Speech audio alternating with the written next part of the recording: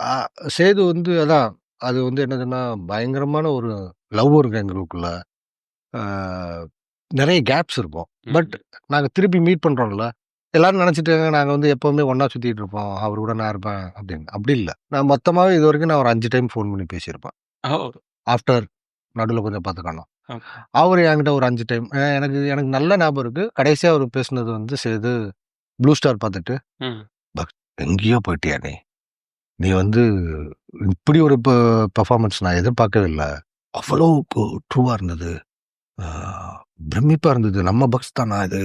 ஏய் இவன் பார்றா எங்க எங்க போறான் பார்றா" அப்படின்னு சொல்லிட்டு ரொம்ப ஹேப்பியா இருந்தது பக்ஸு. அப்புறம் அந்த மீச மட்டும் சில சீன்ல சரியா இல்ல பக்ஸ். அது மட்டும் கவனமா இரு.